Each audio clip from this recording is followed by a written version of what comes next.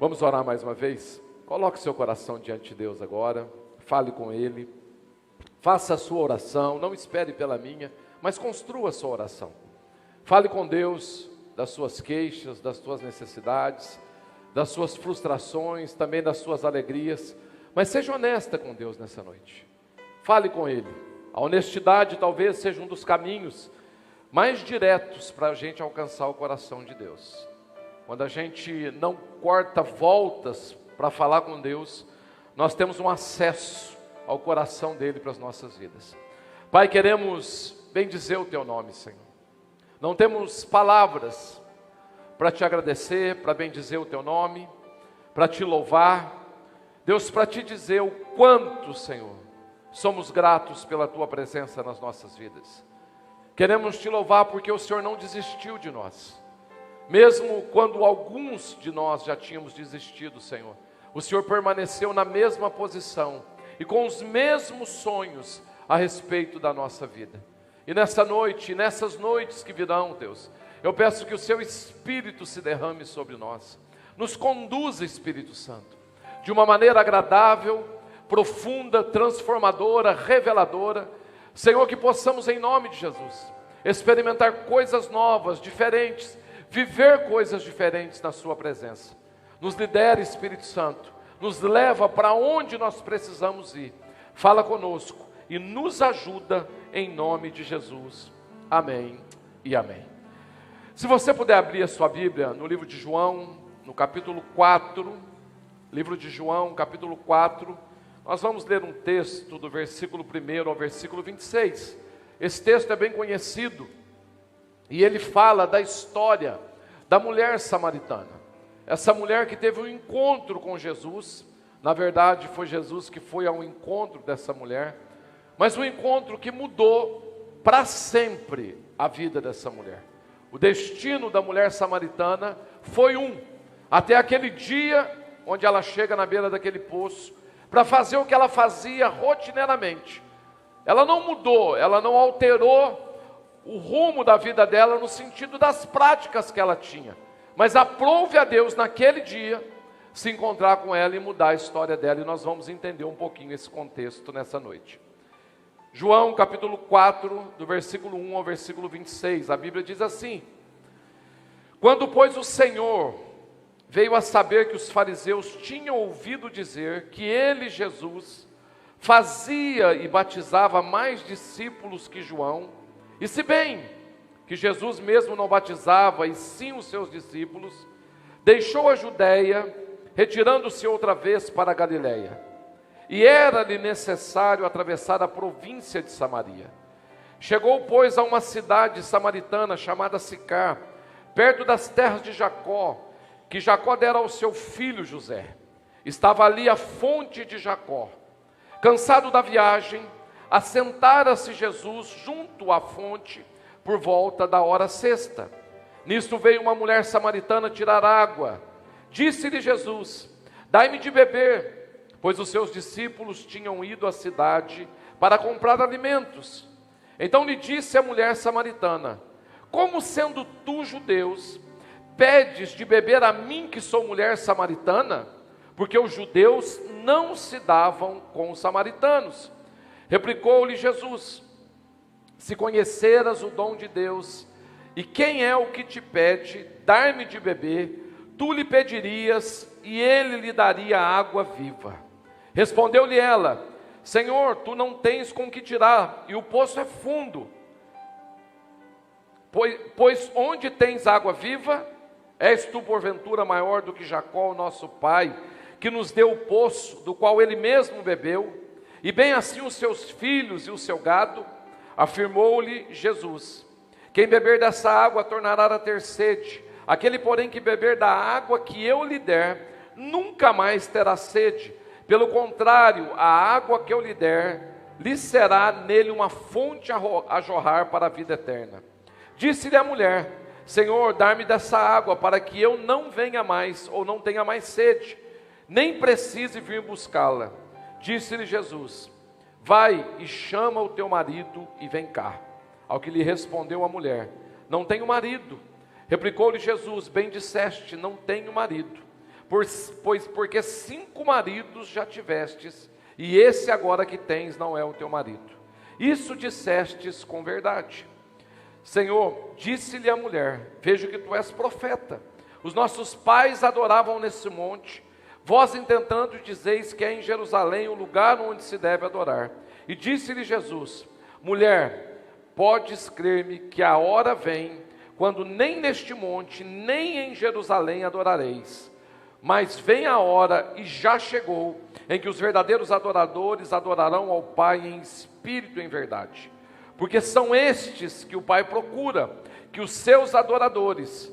Deus é espírito, importa que os seus adoradores o adorem em espírito e em verdade.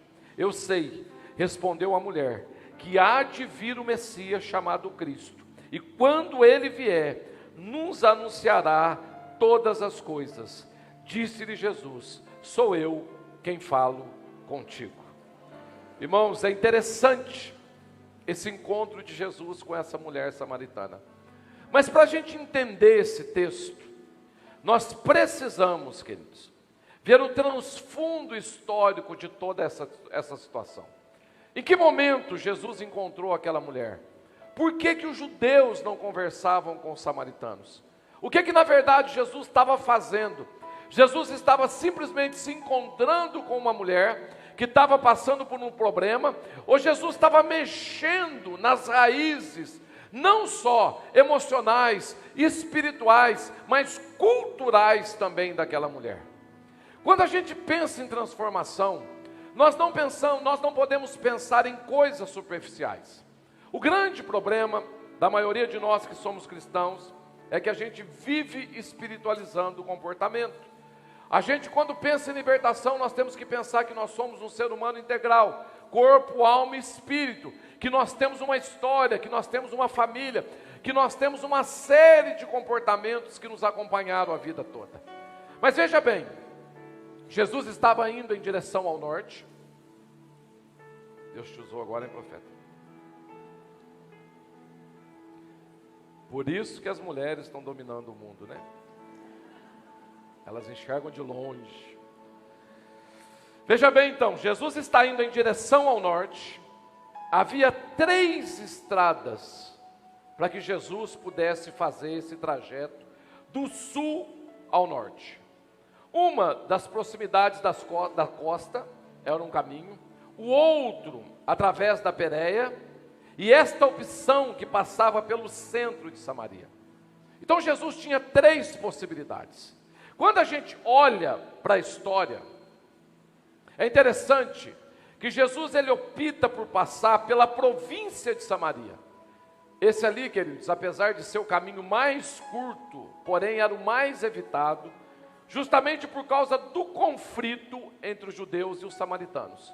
Normalmente, Jesus não passaria por ali.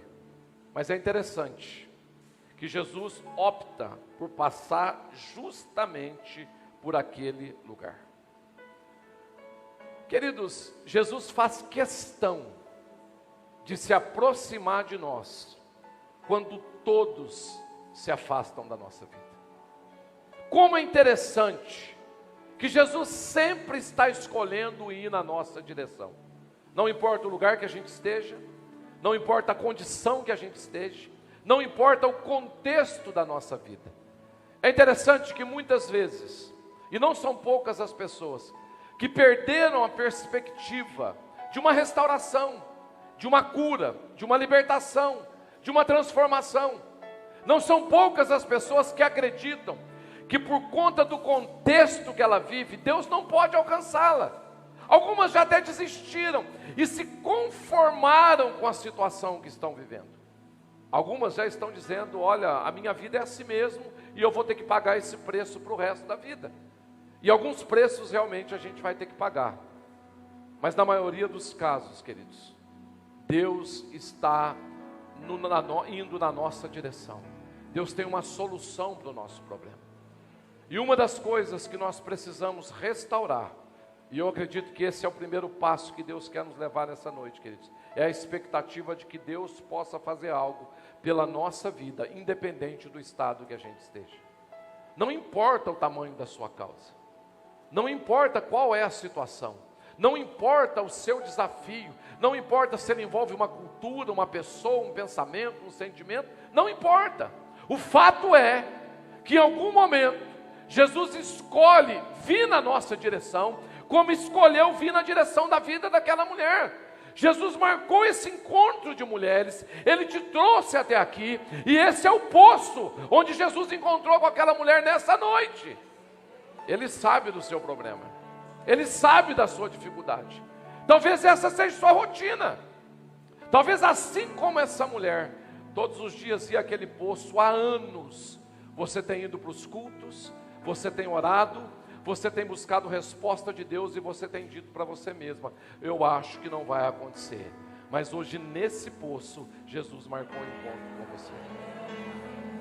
Talvez a sua resposta chegou, talvez é o seu momento. Não tem como a gente ressignificar a nossa história sem enfrentar os conflitos do passado, seja eles de qual ordem for. Mas você precisa também saber que esse encontro é cirúrgico e que Deus vai precisar mexer em algumas áreas da sua vida.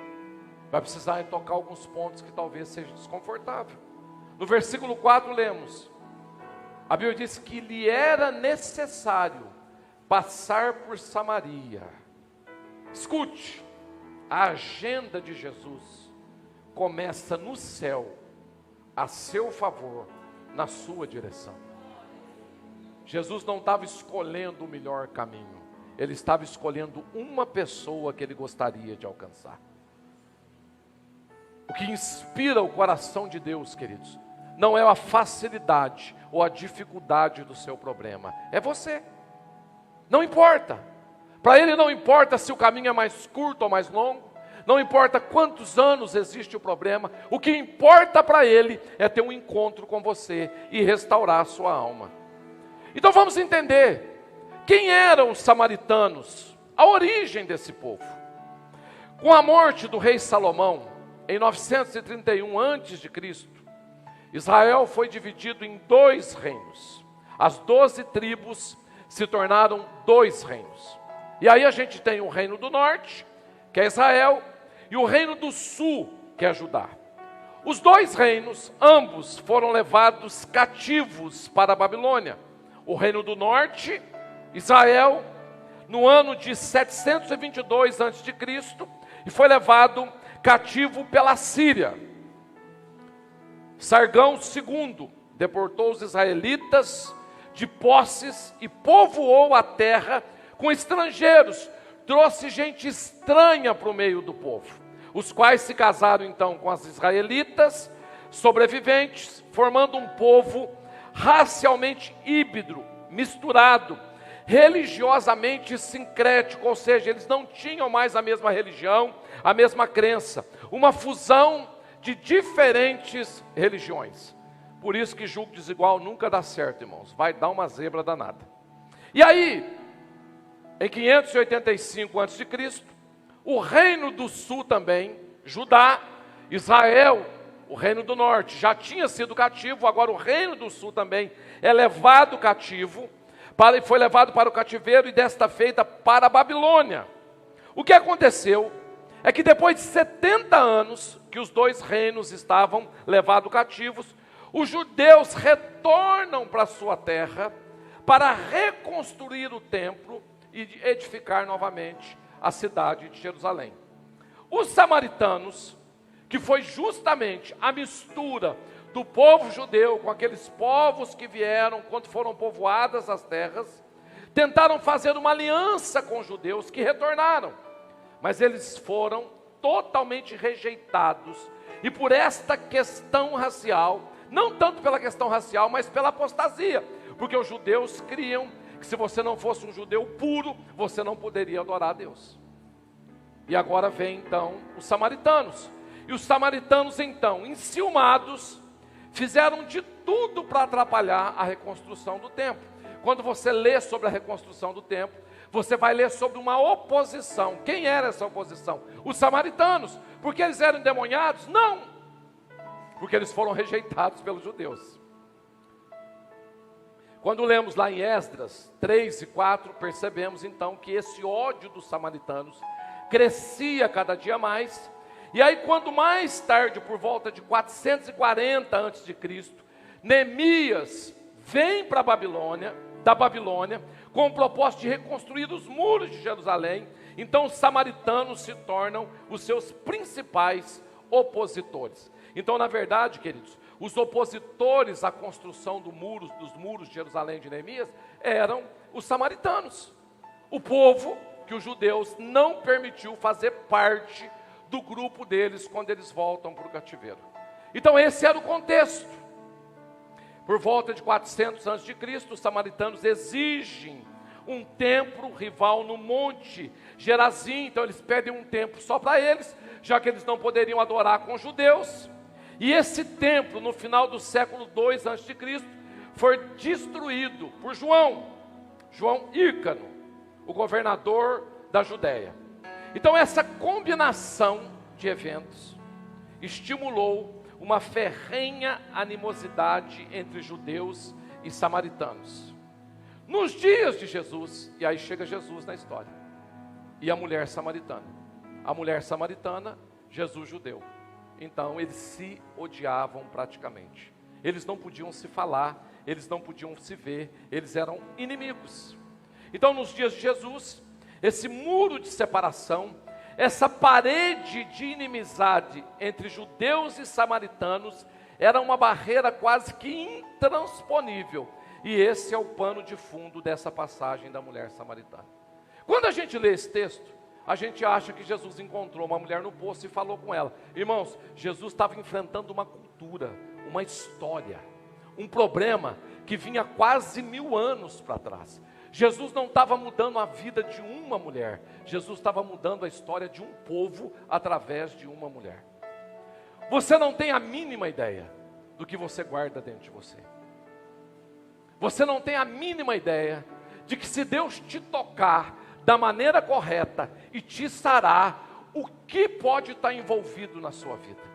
Você não tem ideia do que é a sua história e de quem você faz parte de verdade. Talvez aquela mulher, que ele diz, a samaritana, era uma das mais menosprezadas da cidade, mas ela era a chave para um avivamento naquela cidade e para uma mudança de cultura. É por isso que o diabo tem interesse em te manter amargurada, ferida, machucada. É por isso que ele tem interesse em que você acredite que você não pode, que você não consegue, que você não tem nada para oferecer. Quem sabe você vai ser a pivô da transformação de dentro da sua casa e a história da sua família vai mudar através da sua vida. Quem sabe a sua perseverança até aqui foi o que manteve de pé aquilo que já deveria ser ruído há muito tempo.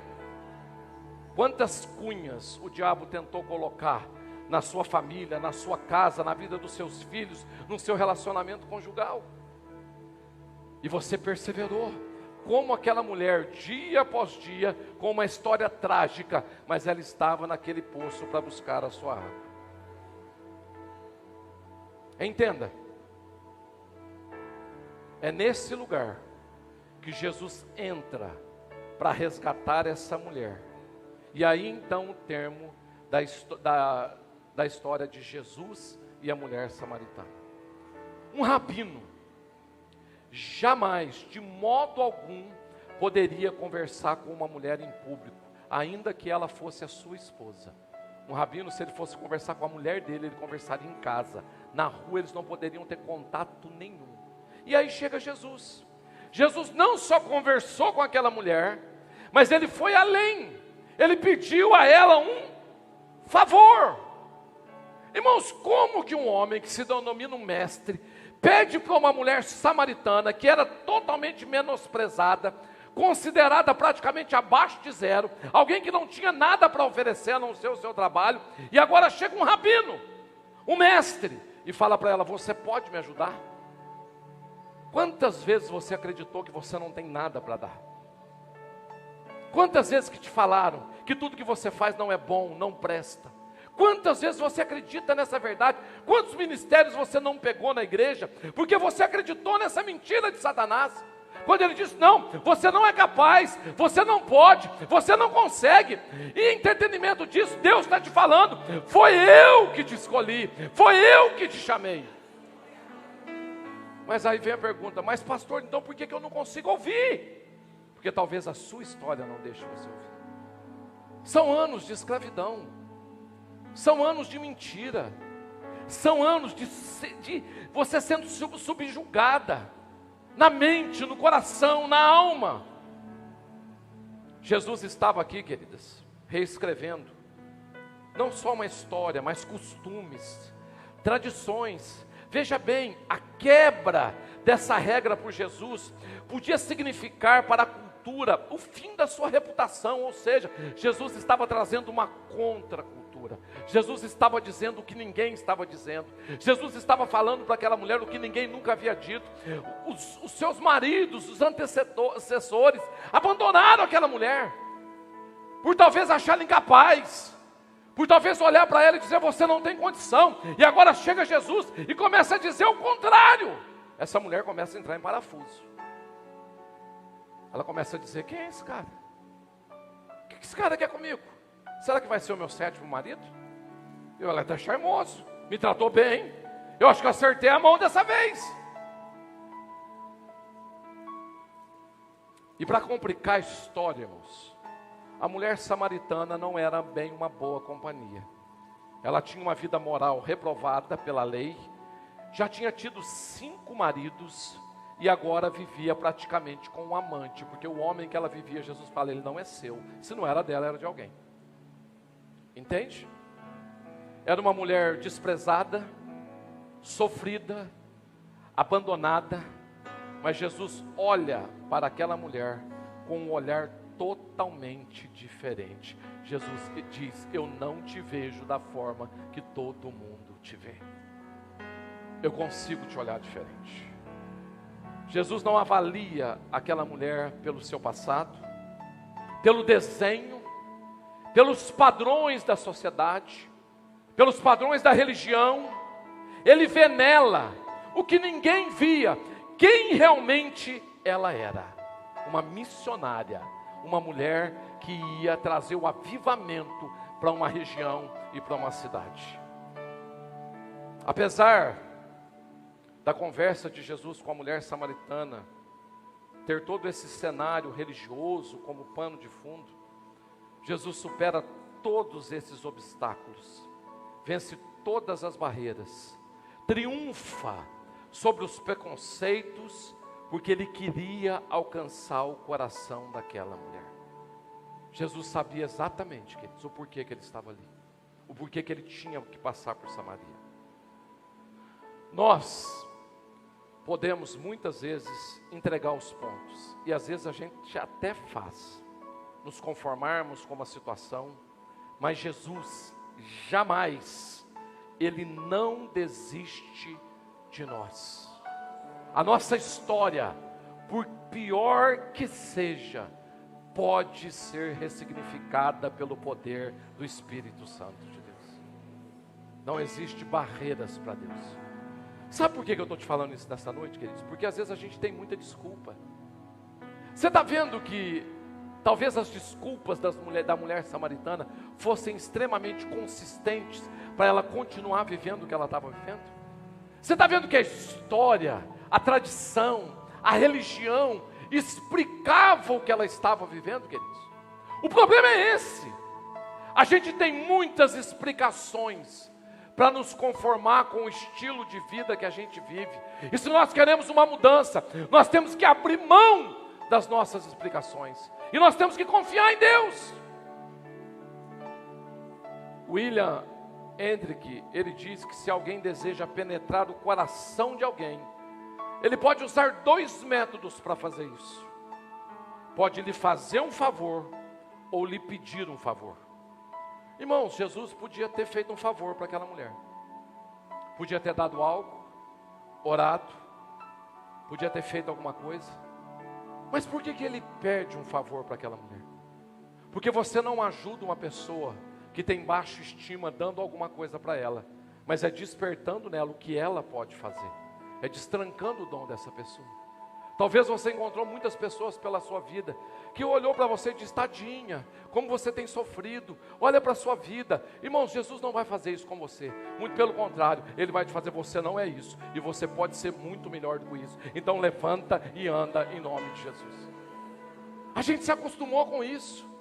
Jesus podia ter chegado para ela e falar: olha, eu vou orar por você. Mas ele falou: não, me dá água, faz alguma coisa por mim. Eu sei que você pode, eu sei que você tem uma resposta dentro de você.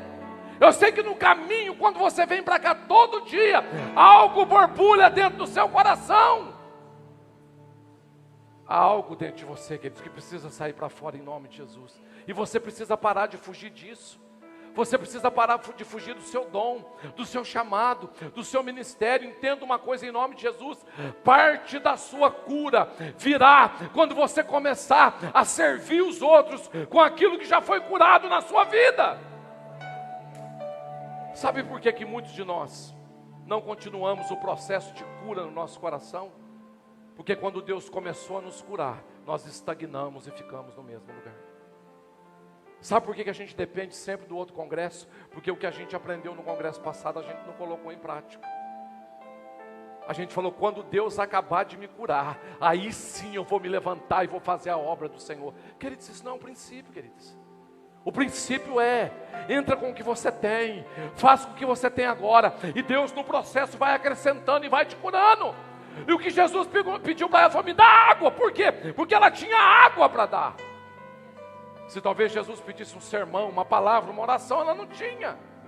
Mas ela tinha água, embora aquilo representasse toda a sua frustração. Jesus era conhecedor do preconceito racial, ou seja, judeus e samaritanos não se relacionavam.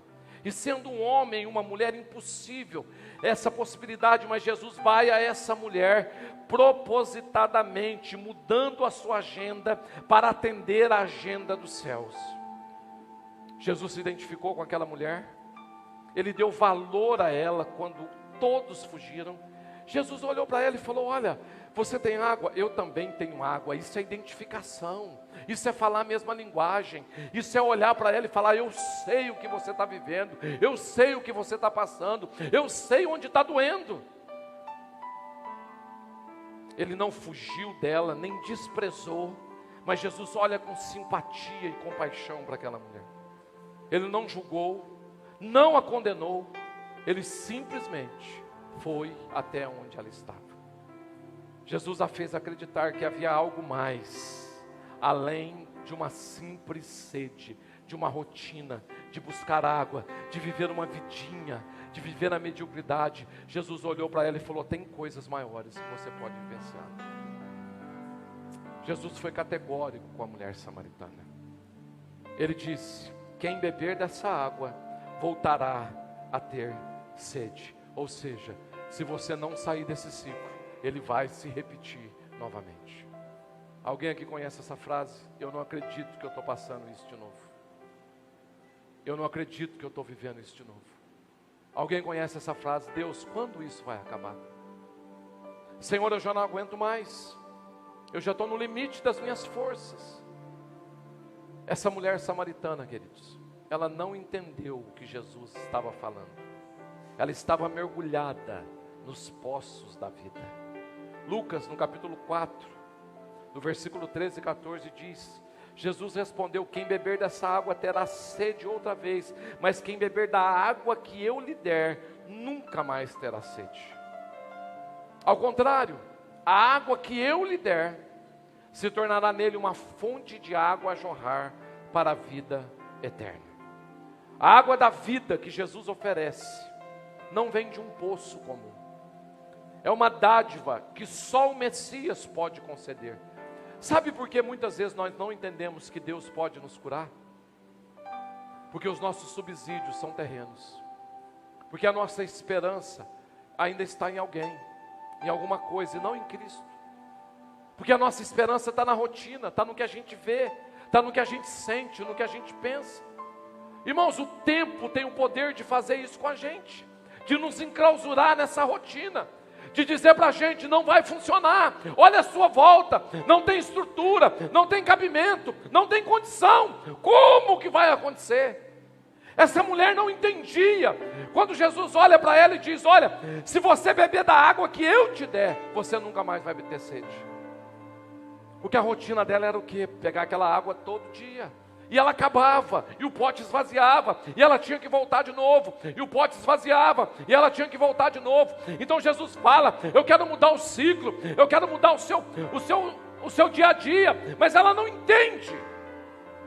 Se você quiser começar uma mudança radical na sua vida, você tem que tirar os olhos da situação que você está vivendo e colocar o seu olho em Jesus Cristo de Nazaré.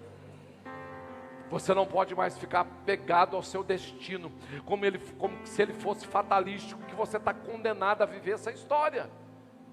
Você precisa tirar o olho dos quatro cantos das paredes, das pessoas, e dizer: Senhor, eu quero beber a água, eu quero mudar, eu quero sair desse lugar, eu não aguento mais viver isso.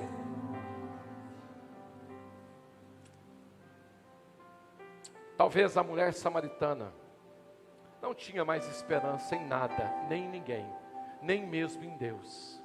Sabe o que ela disse? Talvez um dia o Messias virá, mas enquanto ele não vem, eu vou tocando a minha vidinha como está. Quem já ouviu um crente falando assim: não, nesse mundo é assim mesmo, vamos esperar a volta de Jesus, um dia ele volta e todo sofrimento acaba. E você está sendo subjugada, estava desiludida. Por isso Jesus tocou no nervo exposto da sua curiosidade, e Jesus fala para ela: olha, se você conhecesse o dom de Deus que fala contigo. E aí despertou algo no coração daquela, porque ela falou: já conheci 6 dons, que era do inferno na minha vida. Ela falou: o que eu não conheci na vida ainda? O que eu não sei? Essa fala de Jesus aguçou na mulher o desejo de saber quem ele era.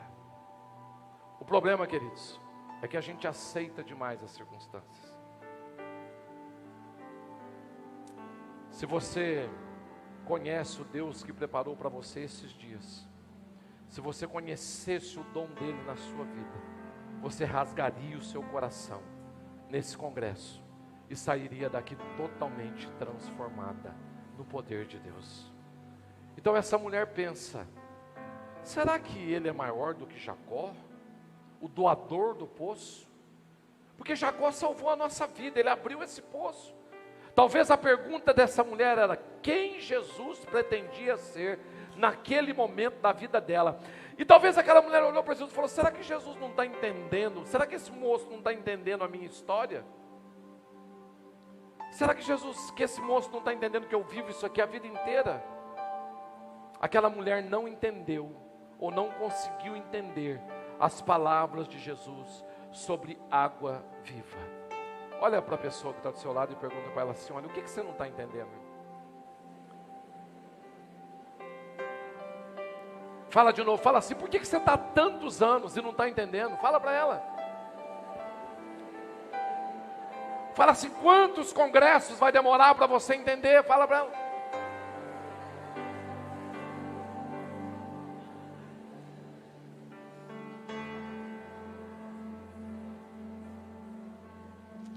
Aquela mulher não compreendia que nada desse mundo poderia satisfazê-la. Nada que o homem jogue para dentro do seu coração é capaz de satisfazê-lo. Escute, em nome de Jesus. A pior bobagem que a gente pode fazer na vida é condicionar a nossa paz e o nosso bem-estar à mudança de alguém. Essa é a pior prisão que alguém pode ficar. Porque com o tempo, nós passamos a amar mais a mudança da pessoa do que a pessoa em si. E nós pecamos contra uma lei chamada lei do amor. E quando eu peco contra essa lei, eu não me aproximo de Deus, eu me afasto de Deus, porque a essência de Deus é amor. Escute, ame mais a Deus. O primeiro mandamento é esse: ama o Senhor teu Deus de todo o teu coração, de toda a tua alma, com toda a sua força, com todo o seu entendimento. Essa mulher não conseguia entender isso.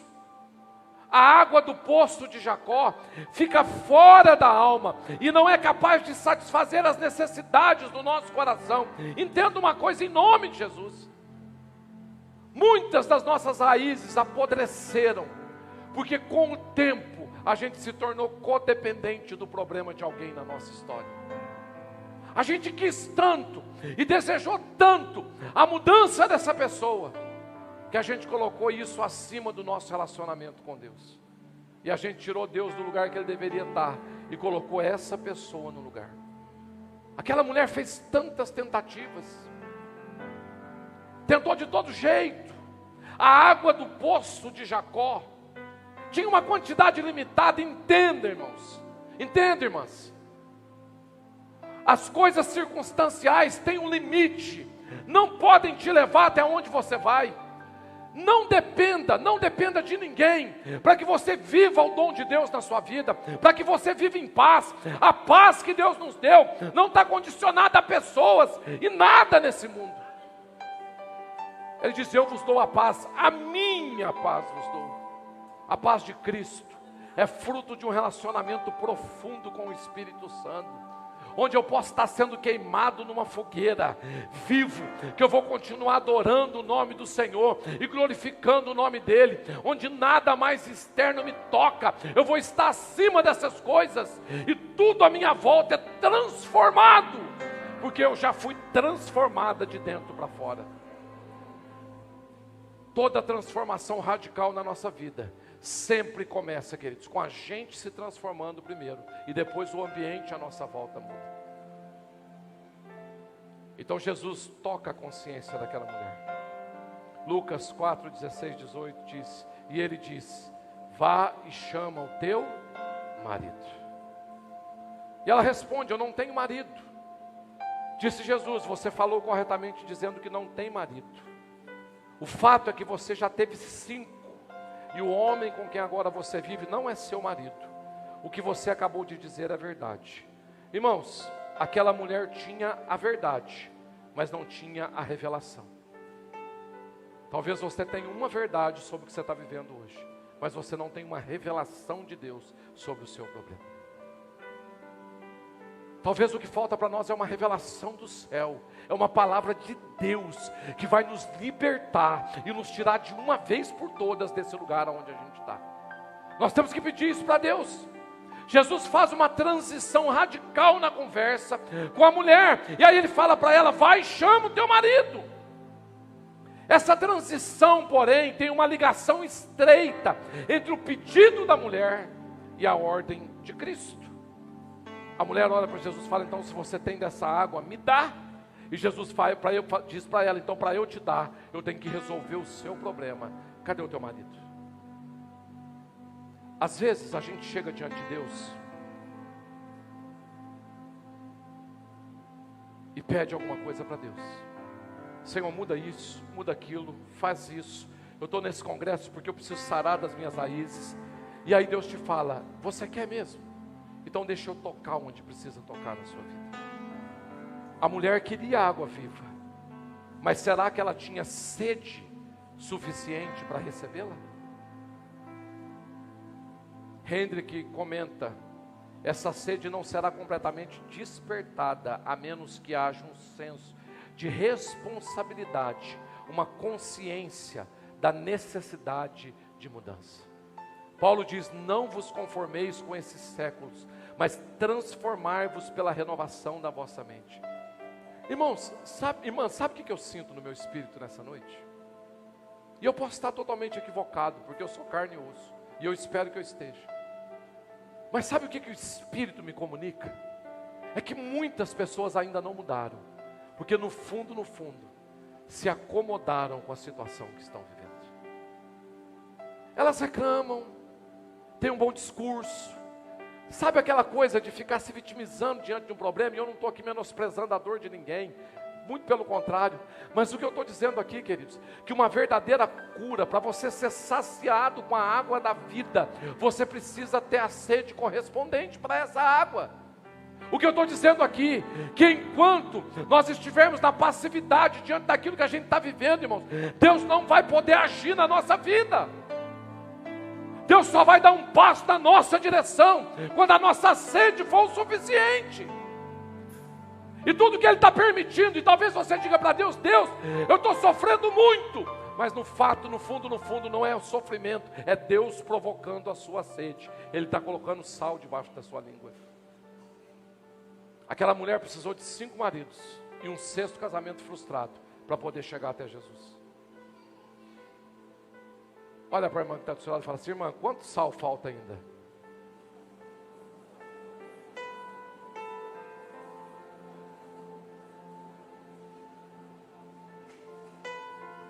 Sabe o que Jesus está mostrando para essa mulher? Que antes dela beber da água da vida, ela precisava ter a convicção do seu estado real, da sua dor. Nós precisamos ter coragem de mexer na nossa história.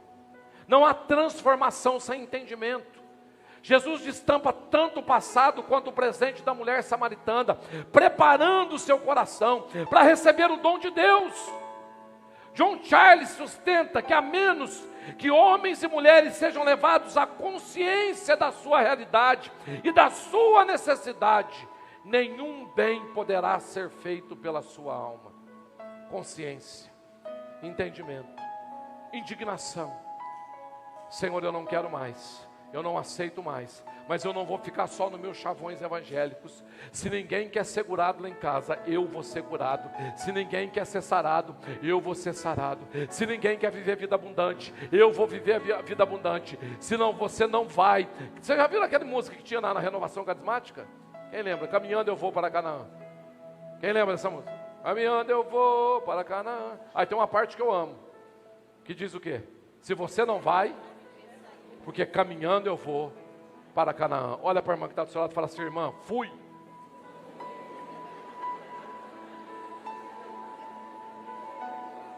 Chega em casa hoje, irmã, bate o pé e fala: fui. Quer ficar aí, fica, porque eu fui.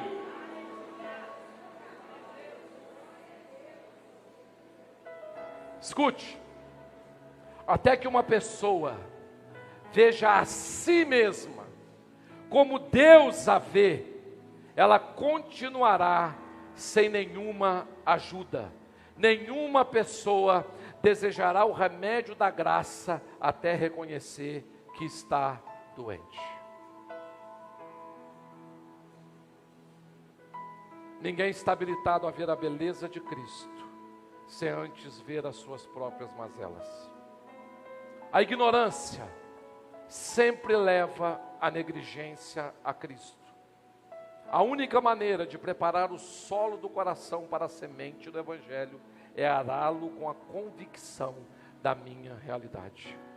Nessa mesma linha de pensamento, este é o método de lidar com as almas. Elas devem primeiro estar cansadas e sobrecarregadas, então depois devem ser levadas a Cristo para poder descansar.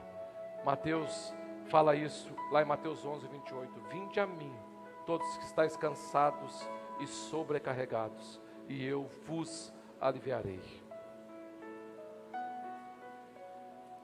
Contudo, como os samaritanos só acreditavam no Pentateuco, e como Deuteronômio diz que Deus suscitaria outro profeta semelhante a Moisés, esse profeta seria o Messias. Assim essa mulher fez uma pergunta honesta: onde eu devo adorar? Onde está esse profeta? Aonde Jesus se esconde para que ele mude a minha história? Queridos, ou queridas, sabe o que me preocupa muito? É que nós estamos há anos na presença de Deus, mas ainda estamos procurando Ele em lugares que Ele não está. Eu me lembro de uma vez, eu tive uma crise muito forte, pessoal. Estava vivendo um processo dentro de mim, queridos, uma luta interior terrível. E eu me lembro que um dia eu cheguei para minha esposa é uma mulher de muita oração, de muita busca de Deus. Eu cheguei para ela e falei: olha amor, eu estou vivendo uma crise, eu acho que o problema é você. E ela falou: sério?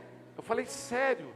Eu acho que você podia mudar em algumas áreas na sua vida, tem um monte de coisa que você podia melhorar muito. Ela falou: me dá um exemplo. Eu falei: eu não sei ainda, mas eu vou pensar, eu vou te falar. Porque quando a pessoa está em crise, ela vive assim. E aí eu saí daquela conversa e fui pensar e fiz uma lista de 10 itens. E levei para minha esposa e apresentei para ela os problemas que eu achava que ela tinha que mudar. Ela pegou aquela lista e falou: você tem certeza absoluta disso? Eu falei: absoluta, tem umas coisas que eu esqueci ainda que eu vou botar. E ela falou: tá bom, então eu vou procurar mudar. Não só por você, mas por mim também. E aí, irmãos, o tempo foi passando e aquela luta, aquela dificuldade. E eu cobrando cada vez mais e exigindo dela, queridos, um comportamento que não era o dela. E a crise aumentando, porque a resposta nunca esteve nela. Até que um dia eu entro em casa e a minha esposa está largada no quarto de oração dela, chorando muito, deitada no chão. E eu lembro que eu olhei para ela e perguntei: por que você está nessa situação, meu bem? E ela falou: porque eu descobri uma coisa. E ela disse, eu falei: o que foi? Ela falou: porque o que você está procurando em mim, você só vai encontrar em Cristo. Eu falei: por isso você está chorando muito? Ela falou: não, eu estou chorando muito, porque se você está procurando em mim, você já deixou Cristo há muito tempo. E eu estou me arrependendo, porque eu tentei ser Deus na sua vida. E esse é o pior erro que eu poderia ter cometido na minha história. Sabe qual é o problema muitas vezes da nossa vida? Nós estamos ocupando o lugar na vida de alguém que não é nosso, na intenção de abençoar essa pessoa e de mudar a vida dela. E nós estamos acabando com todas as possibilidades dessa pessoa realmente mudar e ter uma história diferente. O problema é que a gente deixou de ir para Cristo, deixou de ouvir o que Deus tem para falar. O problema também, queridos, é que o erro do outro justifica muito os nossos fracassos, as nossas limitações. Com o tempo, o cérebro é um mecanismo fantástico, porque ele começa a usar o erro do outro para se esconder atrás desses erros, e justificar um monte de falha, e fica um se alimentando do outro, e cada vez mais puxando para baixo. E enquanto ninguém acorda e diz: não, eu vou sair desse lugar, e eu quero viver uma vida diferente, os dois ficam se degradando inconscientemente. Mas o maior problema da humanidade hoje, queridos, pais têm sofrido porque têm criado seus filhos para si, não para Deus. Esposas estão quase morrendo porque querem os seus maridos para si e não para Deus. Esposos estão desesperados porque querem os seus filhos para si e não para Deus. Quando a gente olha para a realidade que a gente está vivendo, quando você olha para a sua família, me diga qual noite que você dorme sossegado. Mas nós não conseguimos encontrar um lugar de Deus, em Deus, onde a gente pode chegar e falar: Deus, está aqui o meu filho e ele é teu, e o Senhor vai fazer dele o que o Senhor quiser. E ainda que eu sofra, o meu sofrimento não vai tirar do meu lugar, que é na tua presença e não atrás dele. Esse tem sido o caos da humanidade. É isso aqui que tem maquiado as nossas dores, os nossos traumas, as nossas dificuldades. É aqui que Satanás tem endossado os nossos fracassos. Quando a gente olha para um filho e diz: não, eu não fui boa o suficiente, eu não alcancei como eu deveria ter alcançado, eu não dei o que eu deveria ter dado. E aí a lista vai se complicando e aumentando cada vez mais. E aí os filhos descobriram agora as aulas de paternidade, e aí eles vão para a aula de paternidade só para anotar o que os pais deveriam ter feito e não fizeram, e depois no meio da discussão jogar na cara deles. E antes, a gente tinha a geração de filhos que foram feridos e machucados pelos pais, e hoje a gente tem a geração de pais que estão sendo abusados pelos seus filhos. E aquele que deveria ser o esteio da família, aqueles que deveriam ser o norte, a luz, apresentar Deus dentro de casa, eles se tornaram reféns, abandonaram Deus para endeusar pessoas, e isso tem sido o caos da sociedade. Essa noite talvez você veio aqui nem por você, mas por alguém, e se você fez isso, você já começou errado. Talvez a preocupação sua, talvez você tenha ficado sem comer, sem beber, sem se cuidar, sem cuidar do seu corpo, preocupada com alguém. Talvez você tenha gastado horas para não perder alguém, e você está se perdendo. Quanto tempo faz que você não olha para o espelho? Me ligou uma mulher essa semana, uma pastora me pedindo ajuda para um casal. E ela disse o seguinte: pastor, eu estou atendendo uma família. Essa mulher ficou grávida de um filho e ela perdeu esse menino com 4 meses. Você sabe o que é uma mãe perder um filho? 4 meses? Lógico que você sabe. O marido entrou em depressão, foi para as drogas. 4 anos, viciado em cocaína, dia e noite usando drogas. Essa mulher fez de tudo para não perder o marido. De tudo que você imaginar. Engravidou de novo de uma menina. Grávida e agora mãe de uma menina. E esse cara nas drogas. E agora ela largou o emprego para pegar a rescisão para pagar um tratamento para o marido. E aí essa pastora me ligou: pastora, como que eu ajudo esse cara? E aí eu fiz a seguinte pergunta: você já perguntou para a irmã como é que ela está nesse processo? E quando eu falei isso, a voz ficou muda do outro lado. E ela falou para mim: pastor, por que eu não tinha pensado nisso antes? Porque essa é uma realidade. Tem gente desistindo de si mesmo para salvar alguém. Tem gente acabando com a sua própria vida, tentando resgatar a vida de alguém. Com isso você está chegando a um ponto que talvez você não consiga voltar. Você está nesse congresso por você ou por alguém? Você está aqui porque o Espírito Santo te trouxe, ou por culpa? Porque você acreditou o tempo todo quando as pessoas diziam: você não é capaz, você não pode. Está vendo o que você fez com a nossa família? Está vendo o que você fez em casa? Você veio aqui para resolver as suas dores ou as dores que alguém colocou no seu coração? Se a gente não entender isso, as pessoas que estão à nossa volta não vão mudar. Nós não mudaremos e Satanás vai continuar reinando. Fiz uma reunião lá em casa há alguns dias. Chamei minha esposa e meus filhos e falei: vocês pertencem ao Senhor. Eu vou continuar sendo pai, exemplo, mas a vida de vocês pertencem ao Senhor. E é Ele quem vai cuidar de vocês. Eu disse: Deus, nada do que aconteça com os meus filhos vai me parar de fazer o que eu estou fazendo. Se coloque de pé, vamos orar nessa noite.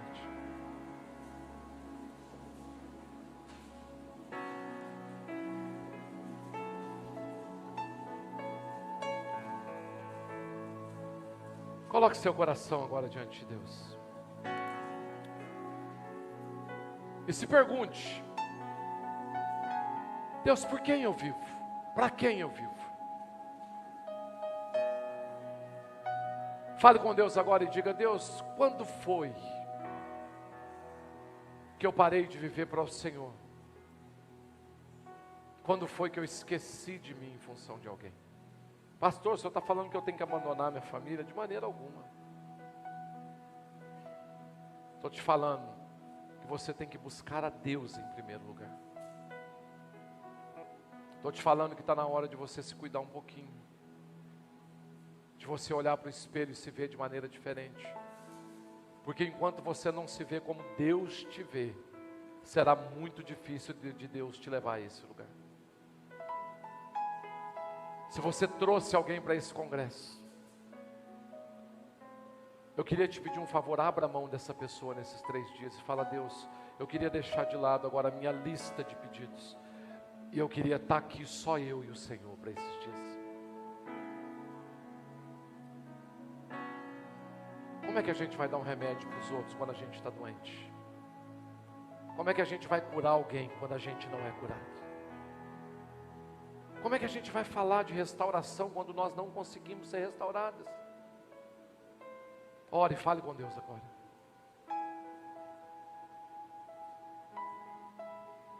Onde foi que você se deixou na sua história? Onde foi que você esqueceu de você?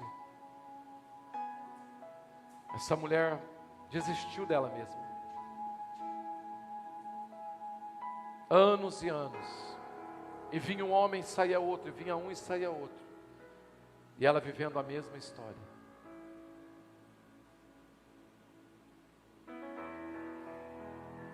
Senhor, nós queremos nessa noite colocar o nosso coração na sua presença, Pai. Eu sei que o seu Espírito está aqui, Senhor.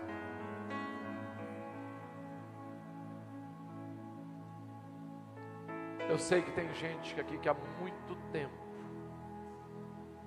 não vive mais para si mesmo, mas está vivendo em função de alguém. Se tivermos que morrer, Deus, que morramos por Ti. Se tivermos que entregar a nossa vida, que seja por uma causa nobre, a Tua presença. Não que os outros não valham a pena, mas nos ajuda a ter coragem de entregar nessa noite para o Senhor quem nós precisamos entregar. Nos ajuda a construir um novo eixo, uma nova órbita da nossa vida, Senhor. Um novo centro, onde a nossa alma aspira, né, pela Tua presença, Senhor. Onde nada mais seja tão importante como estar na presença do Senhor, como oferecer ao Senhor o nosso melhor sacrifício, a nossa melhor adoração, o nosso melhor louvor, onde a nossa alegria vem de Deus, vem do Espírito do Senhor. Pai, eu oro para que a misericórdia do Senhor nos alcance nessa noite. Senhor, eu oro para que o Senhor comece nessa noite, Deus, um trabalho de valor pessoal. Tem gente que não se valoriza mais, tem gente que não se importa mais consigo mesma, está tão preocupada com tudo que está à volta, com tudo que está acontecendo, que se esqueceu quem ela é como pessoa, como ser humano. Tem gente que não sorri mais. Tem gente que o alimento tem sido o choro de dia e de noite, Senhor. Tem gente que a causa mudou, que o problema se tornou primário e o relacionamento com Deus secundário. Senhor, tem misericórdia de nós. Eu clamo ao Senhor nessa noite que nos traga de volta para a sua presença, para um encontro com o Senhor. Porque se a gente continuar vivendo do jeito que a gente está, nada do que o Senhor fale vai ser o suficiente. E nós vamos sair desse congresso e vamos voltar para o mesmo lugar que a gente estava. Tem misericórdia de nós.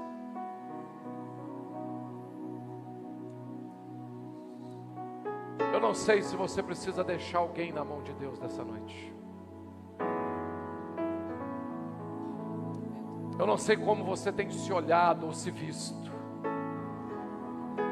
mas nós podemos começar bem nessa noite. Se você tiver coragem de dizer para Deus: Deus, eu estou aqui, eu quero te devolver essa circunstância e essa pessoa. Eu não sei o que está te consumindo, o que está roubando a sua fé, a sua esperança. Eu não sei o que te paralisa, o que te fez você acreditar que a vida é assim mesmo. Mas o que eu sei é que Deus está te falando: olha, larga o seu jarro nessa noite, porque eu vou te dar água viva. Você não precisa mais fazer isso, porque eu vou fazer por você. Eu vou tomar a sua causa, a sua frente. Mas eu preciso que você entenda e beba da minha água. Que você acredite nos meus recursos, na minha força, no que eu tenho para fazer. Se você está vivendo isso, eu quero te chamar a vir aqui à frente. Eu quero orar com você. Venha entregar o que você precisa entregar aqui hoje. Venha dizer: Senhor, está aqui. Chega. Não vou mais carregar.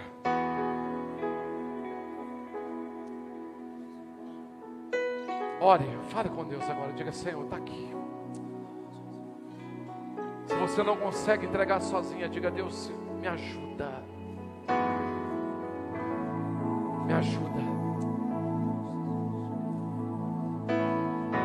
Diga: Senhor, eu parei a minha vida e a minha história por causa disso. Eu coloquei a minha expectativa nisso, e só a possibilidade disso não acontecer rouba a minha fé, a minha esperança, me traz pânico, medo. Isso me apavora mais do que a falta da sua presença. Isso me desestabiliza mais do que pensar em ficar longe do Senhor. Fale com Deus.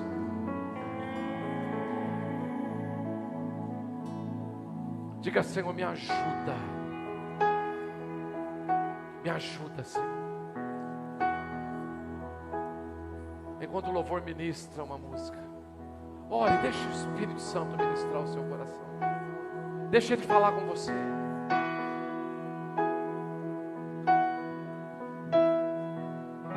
Senhor, tem misericórdia das minhas irmãs. Quantas desistiram de viver e sonhar, Jesus? Senhor, eu vejo um ladrão da alegria. Pessoas que tiveram a sua alegria saqueada, roubada. Não conseguem encontrar mais motivo, sentido. Acordar e dormir ficou a mesma coisa todo dia. Não tem mais novidade. Não tem mais nada diferente, Senhor. A vida se tornou paralela. E aquela promessa do Senhor, que a palavra de Deus se renova a cada manhã, já faz muitos anos que não se cumpre mais. Sopra vida, esperança, Senhor. Autoestima. Sopra desejo de viver, de sorrir, de andar, de sonhar. Sopra, Espírito Santo.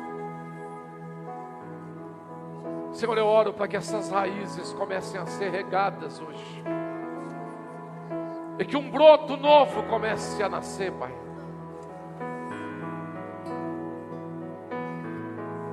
Fale com Deus, ore. Se esse é seu estado, ore.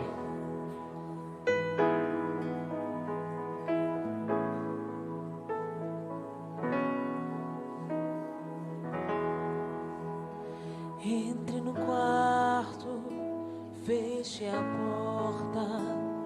Chegou a hora de falar com Deus. Dobre os joelhos e sinta a presença que toma todo este lugar. Sinta a glória de Deus.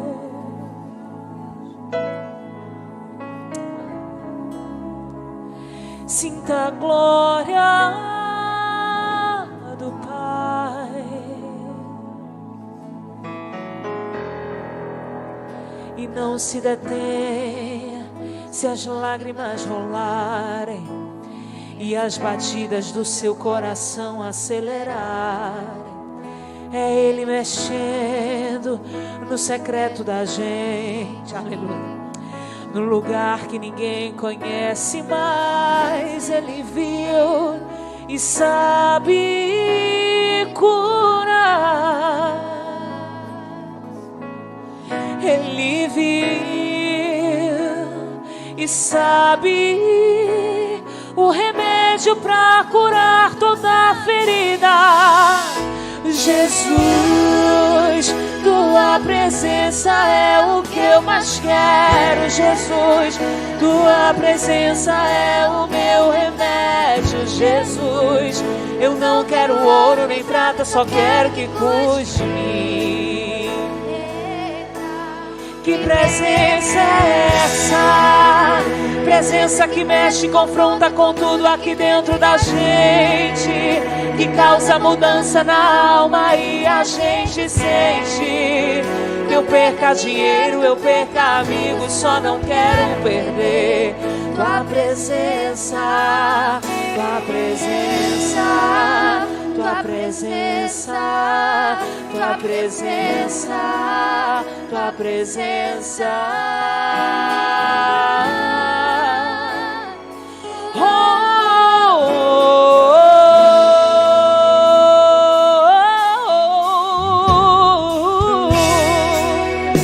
Não se detenha,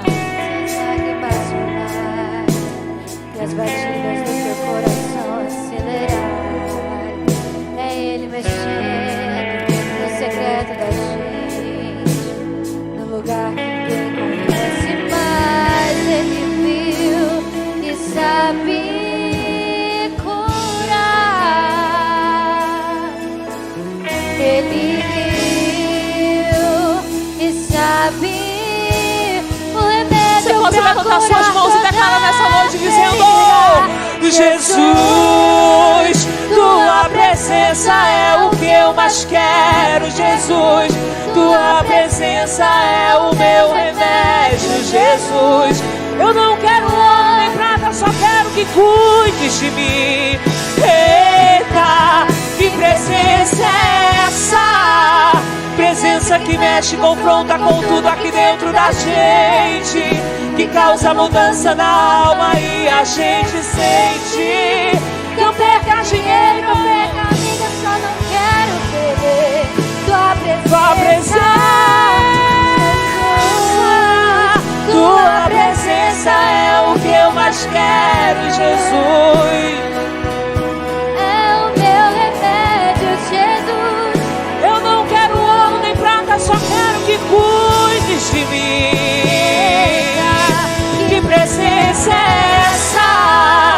Presença que mexe, confronta com tudo aqui dentro da gente, Que causa mudança na alma e a gente sente. eu perca dinheiro, eu perca amigos, só não quero perder tua presença, tua presença, tua presença, tua presença, tua presença.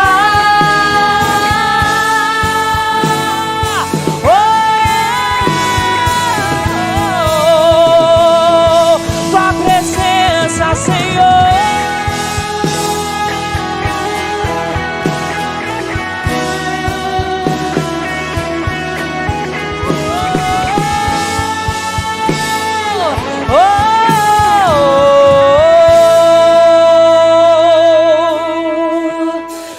Jesus, tua presença é o que?